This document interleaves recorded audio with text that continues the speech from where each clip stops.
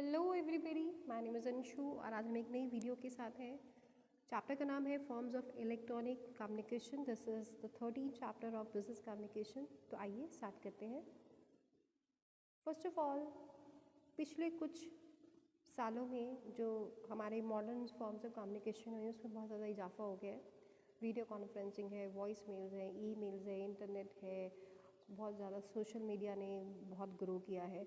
और आज भी कोरोना काल में जब सब कुछ बंद हो गया था, केवल एक ऑनलाइन माध्यम था जिसके थ्रू हम पढ़ सकते थे। अगर हम स्टूडेंट टीचर की बात करें तो आप सोचिए, इमेजिन कीजिए, अगर इंटरनेट ना होता तो हम पढ़ते कैसे, आप मेरा लेक्चर सुनते कैसे।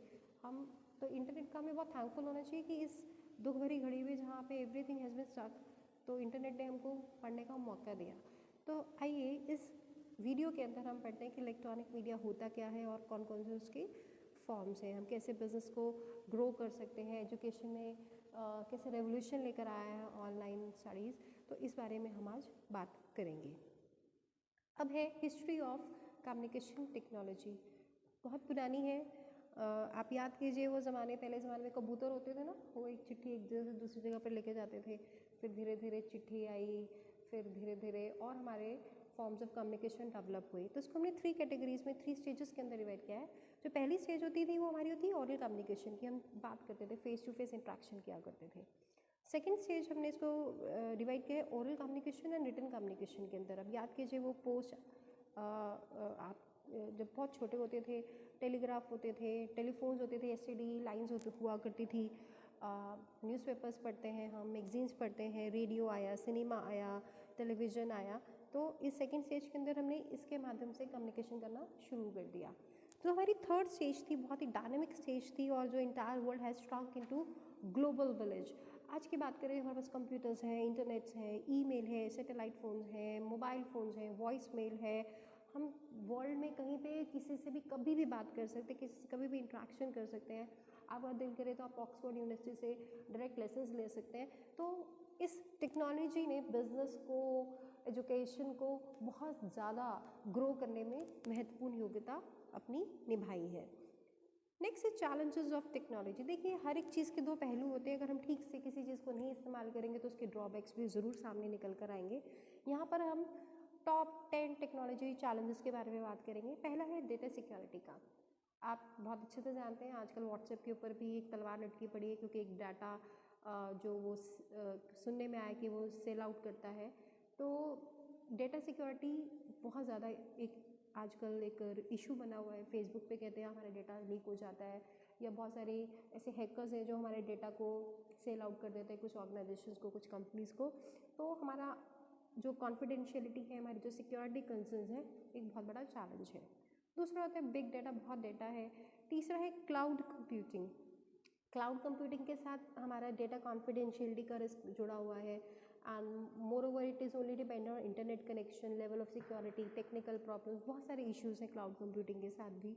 ओपन सोर्स सॉफ्टवेयर के अंदर भी जो एप्लीकेशंस होती हैं, they may be tricky to setup and use, compatibility issues भी आ जाते हैं। फिर उसके बाद आता है मोबाइल पेमेंट्स। भारत की बात करें तो ऐसे ऐसे हैकर्स हैं जो आपको फ़ोन करके पूछेंगे कि हमने आपका आधार कार्ड अपडेट करना है, आप अपना मोबाइल नंबर बता दीजिए, आप अपना बैंक अकाउंट डिटेल्स बता दीजिए, और जैसे आप अपने बैंक अकाउंट की डिटेल्स बनाते हैं, आपके अकाउंट में से पैसे साफ़ हो जाते हैं। तो आप हर रोज़ न्यूज़ में सुनते हो, मीडिया में सुनते हो कि ऐसा कुछ होता है, क्योंकि हमारे यहाँ पर अभी भी और देशों के कंपैरिजन जो साइबर लॉज हैं वो इतने अप्रोप्रिएट नहीं है। तो there is a high need कि हमको अपने साइबर लॉज को और ज़्यादा अपडेट करना चाहिए, ताकि इस तरह की जो मोबाइल पेमेंट्स के अंदर जो धोखाधड़ी होती है, फ्रॉड होते हैं, वो कम किए जा सकें। अगला है social media related liabilities. Of course हर एक के पास एक्सेस है सोशल मीडिया का। कई बार क्या होता है कि हम किसी की डिग्निटी को हर्ट कर देते हैं, किसी के बारे में झूठे कमेंट्स लिख देते हैं या ऐसा कुछ करते हैं जिससे कि उसकी डिग्निटी, उसकी लाइफ पर बात आ जाती है। अब देखते हैं ना, व्हाट्सएप पे भी सरकार ने कुछ पाबंदियाँ लगा दी कि आप एक मैसेज को इससे ज़्यादा फॉरवर्ड नहीं कर सकते हो। अगर आप फॉरवर्ड करते हो तो you will be liable for that. आप किसी पॉलिटिकल पार्टी के बारे में कुछ गलत लिखते हो, किसी पर्टिकुलर व्यक्ति के बारे में कुछ गलत लिखते हो, किसी रिलीजन से रिलेटेड कुछ गलत लिखते हो, किसी कम्युनिटी के बारे में कुछ कमेंट्स लिखते हो, तो यू विल बी रिस्पॉन्सिबल। तो एक सोशल मीडिया रिलेटेड जो लाइबिलिटीज़ हैं, वो भी बहुत ज़्यादा उभर कर आई हैं।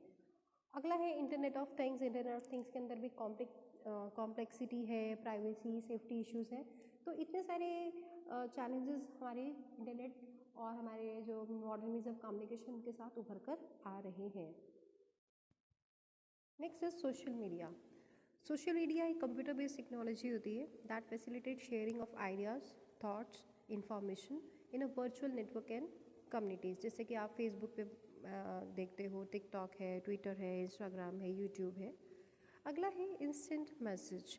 इंस्टेंट मैसेज क्या होता है? एक form of text based communication होता है जहाँ पे दो या दो से अधिक व्यक्ति कम्युनिकेट करते हैं थ्रू रियल टाइम चैट, जैसे व्हाट्सएप पे आप करते हो, स्काइप पे करते हो। अगला है एसएमएस टेक्स्ट मैसेजिंग। जो एसएमएस टेक्स्ट मैसेजिंग का फुल फॉर्म होता है शॉर्ट मैसेज सर्विस, जो 1980 में इन्वेंट किया गया था। ये एक ऐसा टेक्स्ट मैसेजिंग सर्विस कंपोनेंट है जहाँ पे generally telephone, internet, mobile device system के थ्रू आप मैसेज एक दूसरे को भेज सकते हो। Next are the modern forms of oral communication. पहला है ओरल कम्युनिकेशन, जैसे कि नाम ही सजेस्ट करता है, जहाँ पर हम वर्बली इंफॉर्मेशन को, आइडियाज़ को ट्रांसमिट करते हैं एक इंडिविजुअल से दूसरे इंडिविजुअल या ग्रुप में। ओरल कम्युनिकेशन कैन बी इधर फॉर्मल और इनफॉर्मल। एग्जाम्पल्स क्या हो सकते हैं ओरल कम्युनिकेशन के? पहला है फेस टू फेस कन्वर्जेशन, या है टेलीफोन कन्वर्जेशन, या discussions that take place at business meetings. More formal types of oral communication include presentation at business meetings, classroom lectures, commencement speeches given at graduation ceremony. Next है fax. Fax का जो invention हुआ था वो 1866 में एक Italian physicist Cassidy द्वारा किया गया था।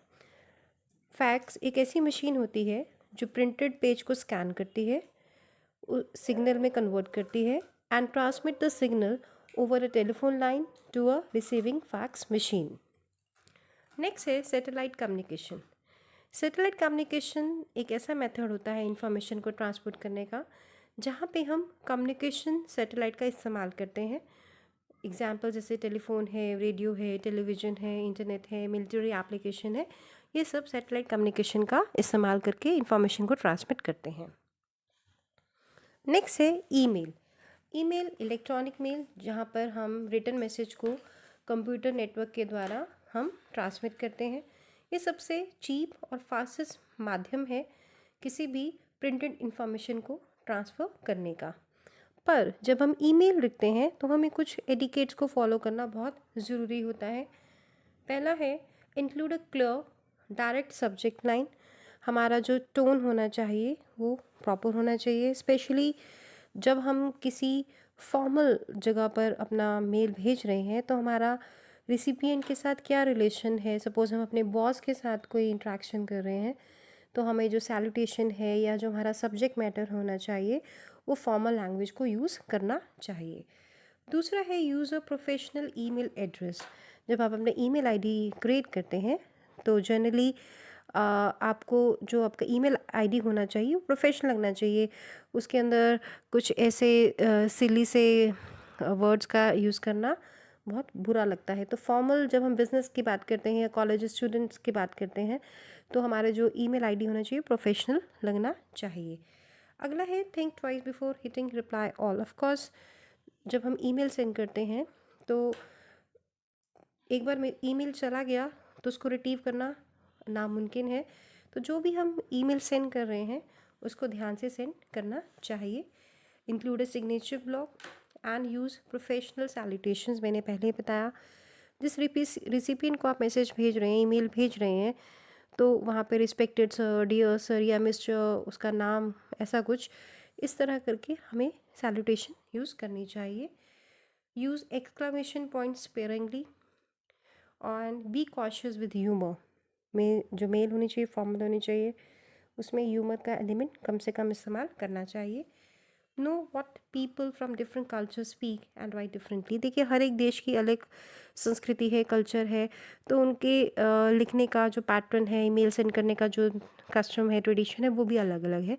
तो सपोज़ आप ग्लोबल सिनेरियो की बात करें, आपको दूसरे देशों में भी मेल भेजना है तो आप वहाँ के कल्चर को थोड़ा ध्यान में रखते हुए मेल भेजा कीजिए। तो इसी के साथ हमारा ये चैप्टर ख़त्म हो जाता है। आई होप आपको फॉर्म्स ऑफ इलेक्ट्रॉनिक कम्युनिकेशन अच्छे से समझ में आ गया होगा।